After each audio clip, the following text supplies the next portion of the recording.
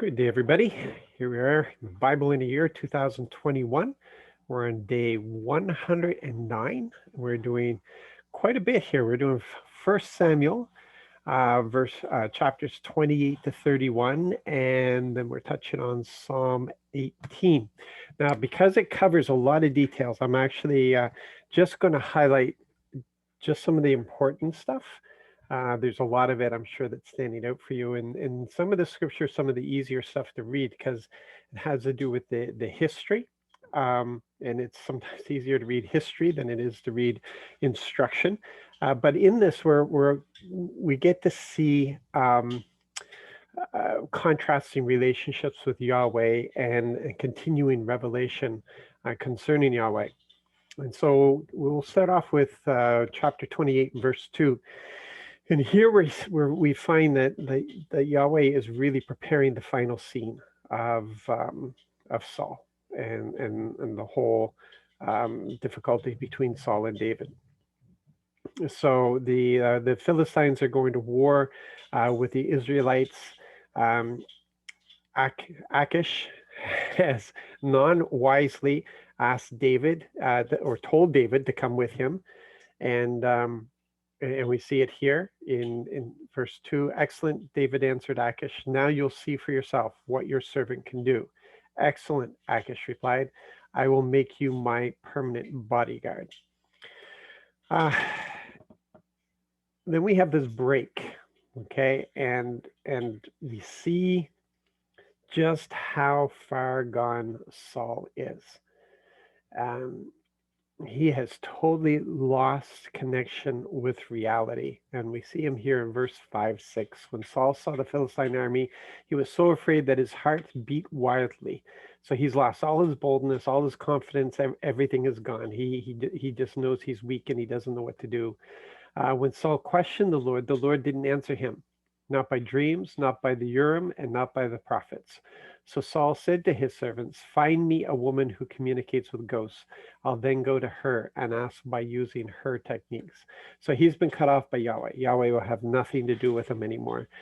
So now Saul is doing, again, a thing that displeases Yahweh. And I just want to point out here, because a lot of people, they say, well, ghosts aren't real. But we see here that this isn't a pretend thing. Yahweh didn't tell us to stay away from mediums and witchcraft and all that sort of stuff because it's pretend. Sure, there's a lot of fake stuff, just as there is in Christianity. But this is real. It's powerful. It's dangerous. We're to have nothing to do with it. And you see that Samuel is raised up from this holding place where really this the souls of people rest until Jesus was to come and preach the gospel to, or preach the good news to them. I should be careful there. It's the good news that he would bring to them. So we see here in verses 18 to 19, the Lord has done this very thing to you today. This is Samuel talking to him, because the medium has raised up the spirit of Samuel, which he is none too pleased with, and now Saul is telling him why he needs him, and Samuel answers him, the Lord has done this very thing to you today because you didn't listen to the Lord's voice and didn't carry out his fierce anger against the Amalekites. The Lord will now hand over both you and Israel to the Philistines. And come tomorrow, you and your sons will be with me. The Lord will hand Israel's army over to the Philistines. This is so sad. And Saul is just, he was afraid before. Now he is so gripped, he's paralyzed. He just falls to the floor. He doesn't know what to do. The lady, as wrong as she is, and as much danger as she is in being what she's doing, she's still in kindness reached out to her king and strengthened him, encouraged him, gave him some food so that he did gain at least a little bit of strength, and faces his death is basically what he's facing. And then we go back here in chapter 29, verse 4, and we go back to Achish. And we see here finally there's just this revelation of his lack of discernment. But the Philistines leaders ask who this is that was with him. He tells them, and they have a fit. But the Philistine commanders were angry with Achish. Send the man home, they told Achish. He can go back to the place you gave him, but he won't go with us in the battle. Couldn't he turn against us in the middle of the fight? How better to please his former master than by taking the heads of our soldiers? So, yeah, a little bit of wisdom finally prevails there. Um, then in chapter 30, verse 6. Now we're going to start with verse 6. There's three lessons that come out of this thing. You know that David returned back to the town that was given to them, Ziklag, and they found out that it's been raided. Everything that they have is gone. Their wives, their children, everything is gone. And it says here, um, we're going to learn three lessons from this. David was in deep trouble because the troops were talking about stoning him. Each of the soldiers were deeply distressed about their sons and daughters, but David found strength in the Lord his God. So all of his men are now against him. So like he's lost everything. He lost his home, his country. He lost his king, who was a father figure to him. Much of the people really have sided with the king, even though there's some on David's side. He's really lost all of that influence. He's hiding in enemy territory. Now he's lost his immediate family, and the people who look to him for leadership are ready to kill him. I mean, he's just what does David do? He encouraged himself in the Lord. The one, and we see this in the Psalms, the one that he depends on, the one that he loves, the one that he knows will never leave him, never forsake him, the one he can always count on. This is who he turns to now, to encourage himself in. How do you encourage yourself in the Lord?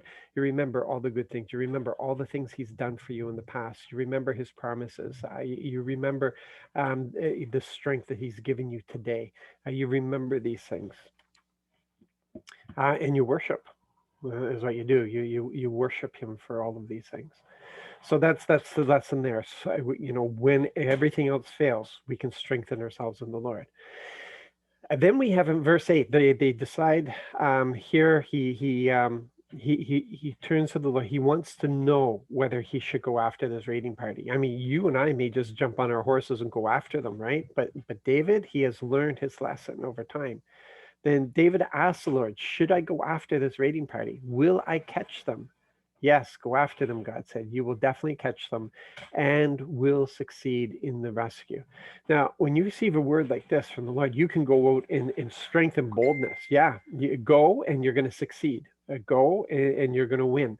And so he receives this word and he goes now with boldness. So even when it looks obvious, you still stop and you ask. Because then there's no second guessing. Then you're operating in boldness and courage. And when it gets tough, you say, no, my Lord told me to do this. I'm sticking to it. That's an important lesson to hold on to. And then we have in verses 23 to 24. Some of them couldn't continue on. They're just tired. They've been journeying all this time. They just don't have the strength. So David leaves them there with all the supplies while the rest go on. And there's some really mean people who are coming back from this battle, this incredible victory that they've had. And it refers to them as being despicable. These despicable people are saying, we're not sharing anything with you guys. You didn't go into battle with us. And David establishes something here that is so important.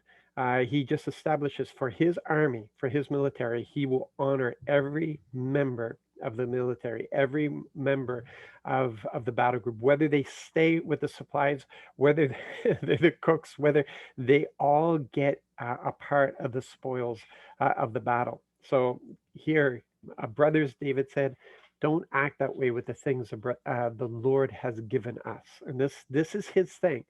We may have fought, but it's the Lord who gave us the victory. We have may fought, but the spoils that we have is what the Lord has provided us with. He says he has protected us and handed over to us the raiding party that had attacked us.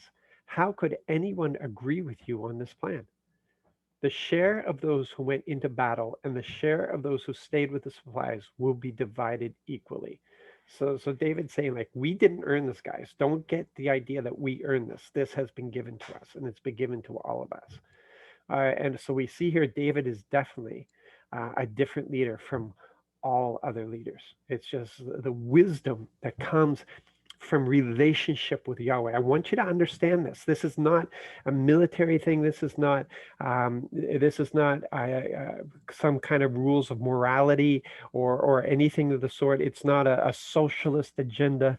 This is David in relationship with Yahweh and says, how can we not be generous with the things that have been given to us? How can you not love others when you have received the love of the Lord? How can you not be merciful when you have received the mercy of the Lord? See how this works? This is so important, incredibly important for us just to, yeah, get it in there, guys. Get it in there. It's okay. So now let's note this, I don't know, lesson number 4, but this is more to note that David is not so innocent when it comes to the political system. When it comes to politics, David knows how to work a crowd. He knows how to get favor. So it says here in verses 26 to 31, when David returned to Ziklag, he sent some of the plunder to the elders of Judah and to his friends.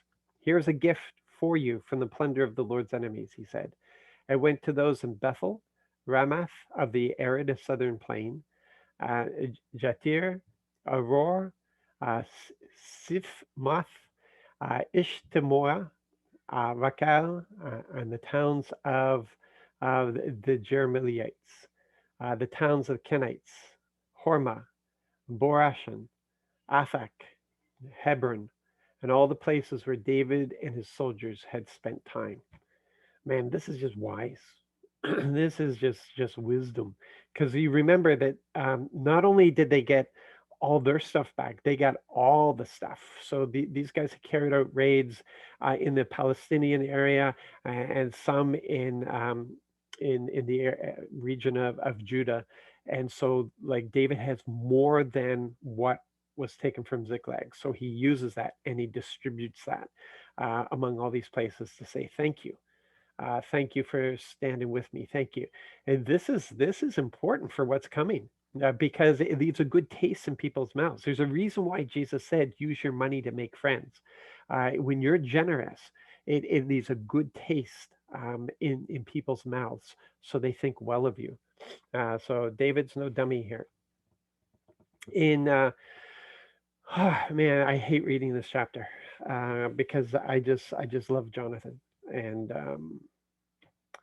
when you read this, um, chapter 31, verse 2, the Philistines overtook Saul and his sons, and they killed his sons Jonathan, Abinadab, and Balik Ishua. Um,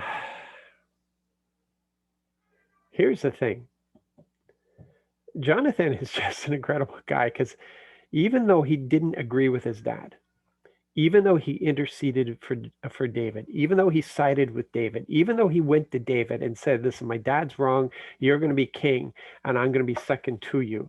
He's the crown prince, and he's acknowledging that David is going to be king, and he wants to be second to David. That's a position of humility, of discernment. It's just incredible. This is a mighty warrior. He recognized David as a mighty warrior. What they had in common was their love for the Lord and for Israel and their willingness to be brave and bold, and just they were adventurers together. These guys were best buddies, and you could just imagine what the two of them could have done together. Um, but it wasn't going to happen because David was, or because Jonathan was who he was. He couldn't leave his father's side. He had to be there to defend Israel. He had to stand by his father in this battle against the Philistines.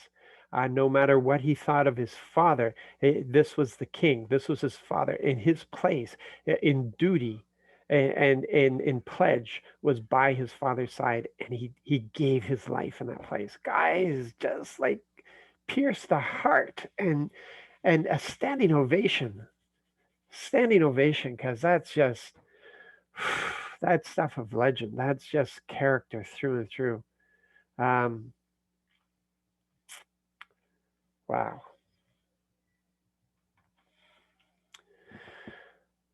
And then you have there's in contrast you have Saul, and Saul didn't want to be captured alive. Um, Saul did not trust the Lord, did not, to the end, he did not commit himself to the Lord. He did not trust the Lord, as in fighting for his life to see what the Lord would do, give opportunity for Yahweh to do something. Instead, he determined his death. He robbed Yahweh of that opportunity um, to intercede, to do something. He just gave up hope, and he ended his life. And that's a cautionary tale. Saul said to his armor bearer, "Draw your sword and kill me with it. Otherwise, these uncircumcised men will come and kill me or torture me." But his armor bearer refused because he was terrified. So Saul took the sword and impaled himself on it. It's so sad when you consider who the Lord had wanted Saul to be, and he even had changed his heart, so he had that capacity. And we go from there to Psalm 18. And listen, just read this here. The psalm is longer than most and is filled with images of the might of Yahweh. It's just incredible, the imagery that we have here of how um, David saw Yahweh and his majestic power and authority. And yeah, and he recognized that the Lord used that to David's benefit, to rescue him, to go through anything to get him. And David reveals here his strong understanding that the Lord rewards the righteous. He rewards the righteous, not as in the righteous are earning anything, but just the righteous are pleasing to the Lord. Why are they pleasing? Because they're obedient. They're walking according to his instructions and what pleases him. And he can't help himself but to pour a blessing and reward upon these people who walk in this righteousness. They refuse to lie. They refuse to, even if it's their death, like a Jonathan, like this is my pledge, and upholding those pledges that are made. David states that because of his clean hands, Yahweh is pleased with him. That's what he says in this. He also acknowledges that he is what he is only because Yahweh decided to make him all that. Nothing was from himself. That is what it is to walk before the Lord in humility. I have all that I have because of Yahweh. I am all that I am because of Yahweh. I am not a self-made man. I am not a self-made man. If you're a self-made person, if you refuse to acknowledge what the Lord has done and you take that credit for yourself, you're in a lot of trouble in relationship. So just to highlight some verses here, we look at this at verses 1 and 2 in relationship. He said, "I love you, Lord, my strength." I love you. That's relationship there. I love you, Lord, my strength. The Lord is my solid rock, my fortress, my rescuer. My God is my rock. I take refuge in him. He's my shield, my salvation strength, my place of safety. Verse 23 to 24, looking at the righteousness. I have lived with integrity before him. I've kept myself from wrongdoing. And so the Lord restored me for my righteousness because my hands are clean in his eyes. So there you go. It's a sad moment in the history of Israel, and things will get better after this point. There's a lot here, guys. There's a lot to consider from David and those lessons from Ziklag to continue. You can meditate on that for a while, and yeah, you guys just draw into the Lord. Learn to develop this relationship because He's the only thing that's stable in your life, as David has declared. Strengthen yourself in the Lord. all the time, so that when everything falls away, everything falls apart, you still know how to strengthen, or to encourage yourself, to strengthen yourself in the Lord. You guys be blessed. Have an excellent day. I love the fact that you're doing this with me, and we'll see you tomorrow.